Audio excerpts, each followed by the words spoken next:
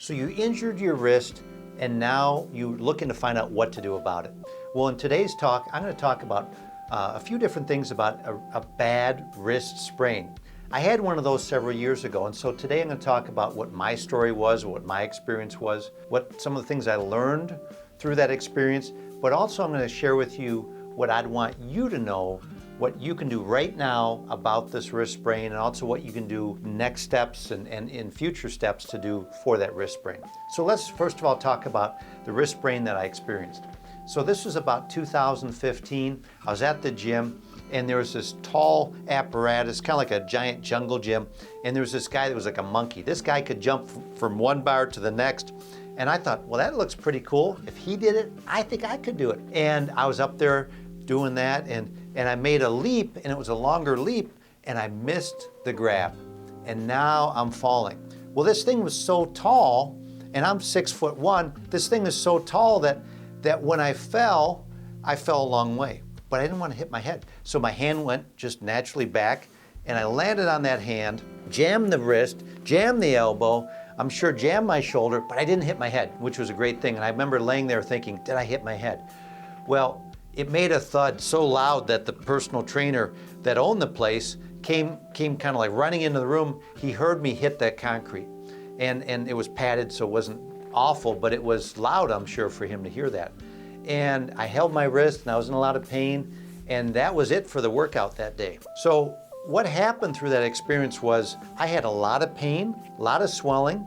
One of the bursa sacs in that wrist joint, one of those little cushions in there, had slipped out of place. And so this was an experience that taught me about what do you do if you have a lot of pain and a new injury. Well, one of the first things I had to do was figure out what to do for my chiropractic patients. I brought in a relief doctor. He covered my business, and fortunately he was a good adjuster and he did a good job and he could keep things going for us. But the next thing is I needed a plan of what to do next. I went to a orthopedic doctor and he checked my wrist and he took my wrist actually and twisted it from side to side, and I remember just this whole thing getting lit up. I'm not sure why he had to twist it to find out if I had pain, because I definitely knew I had pain. He could see this thing was swollen. I had so much pain. I remember being in the shower once, putting my hand on the wall, and I couldn't do this direction. I couldn't go like that without having pain. It just was lit up. It was lit up big time. I couldn't hold a pen. I had a lot of things I couldn't do, and I definitely had some fear. I had definitely had fear about this. In addition to spraining that wrist, when I got better, I ended up falling roller skating and landing on the other wrist. And now I had a brace on the other wrist.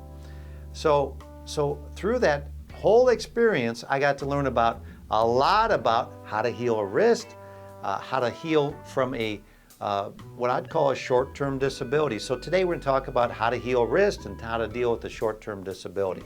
So what did I learn from that experience?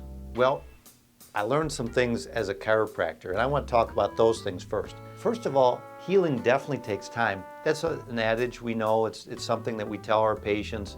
It's different when you go through it yourself. Now, what I found was healing takes time. What that meant for me was, I had that other relief doctor in the office, and sometimes he'd be working on a patient doing a seated adjustment.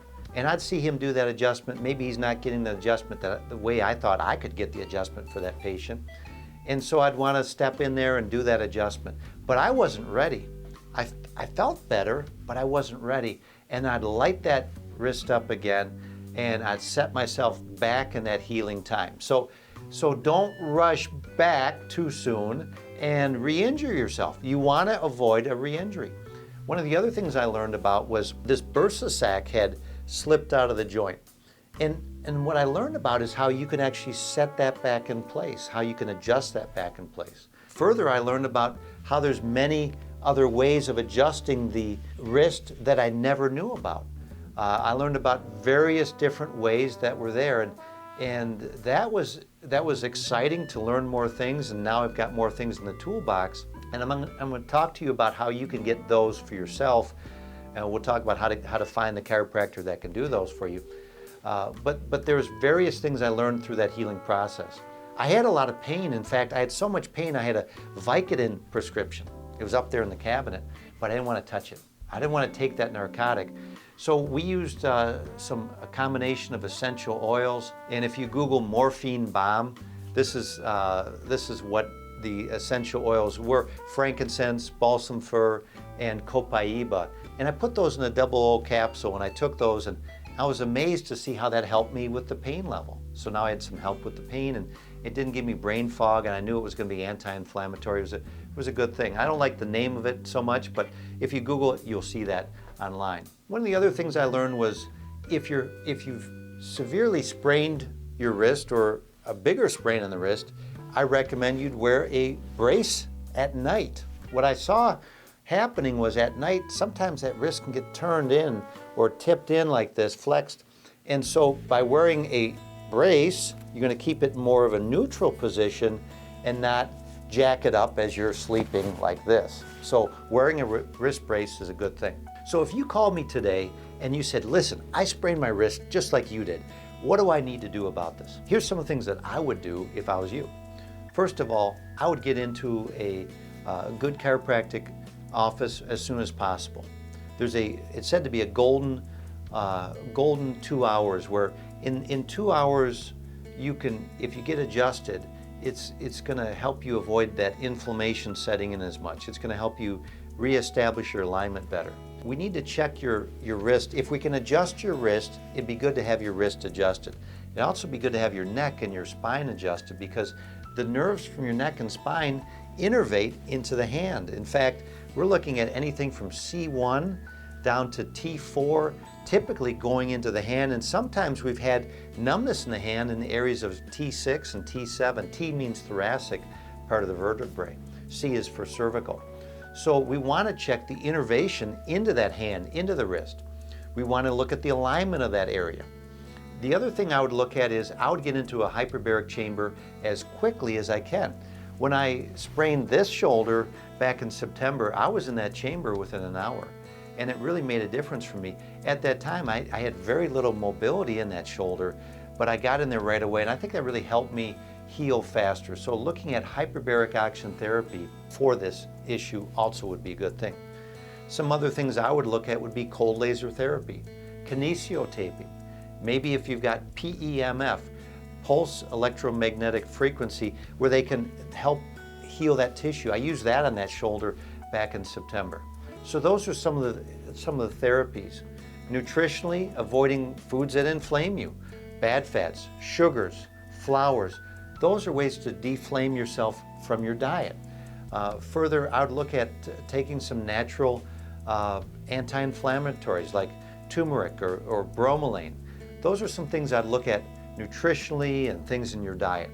In addition to that, you might look at prayer, watching encouraging sermons. I remember one day when I had sprained this wrist, and I just was so frustrated with myself, frustrated with what was going on. I couldn't produce, I couldn't help my patients. I could talk, but I couldn't adjust, and that's not a good thing it's not a good look for a chiropractor.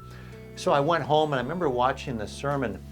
This gal had dealt with cancer and talked about her story and things she did, and it really encouraged me to see, even though she needed like a surgery, and that there was success that she had through that whole process, and it encouraged me to know even bigger issues can be healed, and it just gave me hope. And I think it's important to keep yourself hopeful and not hopeless. Now what would I do as far as keeping myself hopeful? I'd watch encouraging sermons. I'd watch those ministers that make you feel good and not feel hopeless. And so you gotta pick and choose who you're gonna listen to on that. So I just Googled, what is the strongest predictor for return to work after injury? It says level of depressive symptoms. Further, in a physically injured population receiving workers' compensation benefits who are judged to be not clearly permanently disabled, level of depressive symptoms is a strong predictor of returning to work. So what this means is your headspace is going to change and affect your ability to get back to that workspace. we need to be able to have a good headspace to make sure we're healing properly. You know, watch the words you're saying. When I injured this wrist, one of the great things about my wife is she never said, "What if?" And she never said, "What if you never can get back to work again? What if you never can heal this injury again? You know, you've got that clinic over there. You've got that business over there. We've got 3 kids to take care of." She never said, "What if?" And I think it's important to make sure that you're keeping your headspace clean. And one of the ways to do that is watch for ways that you're progressing. Watch for ways that you're improving. One of the things I've also heard about is that injured workers that feel that their coworkers care about them are more successful in coming back to work. Now that's an interesting point because, you know, a lot of times when we work a job, do we really think about if our coworkers care about us?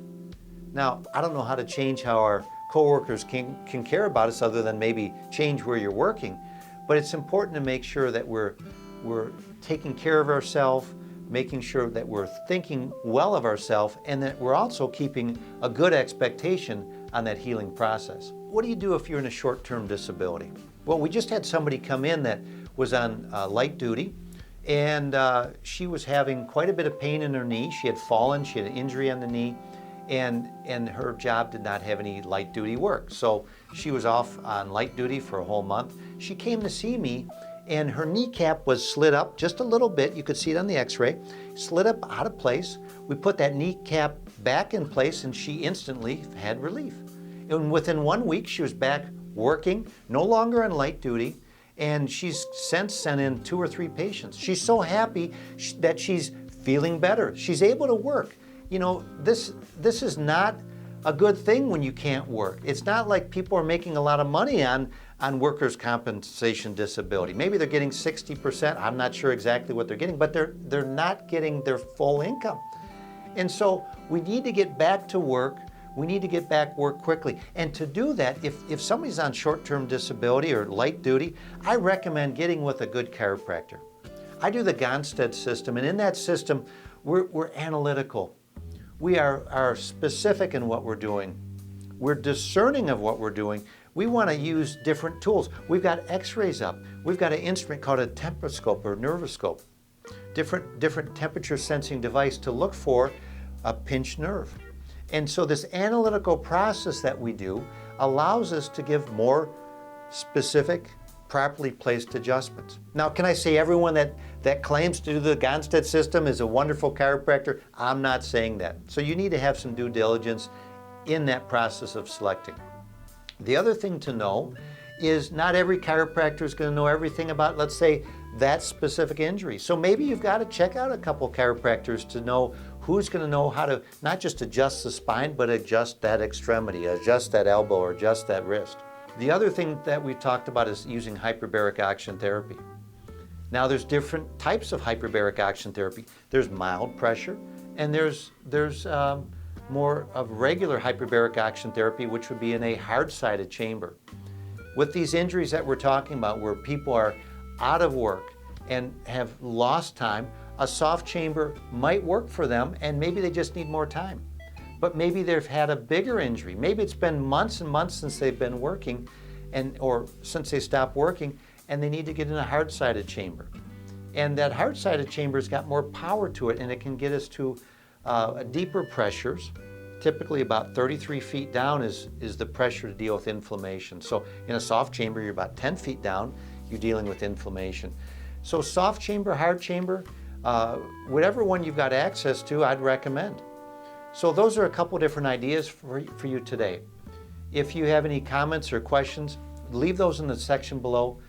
We're so glad to be able to talk with you today. It's been a great pleasure to share this information with you, and wish you the very best on, if you're dealing with an injury, on a quick and speedy and full recovery.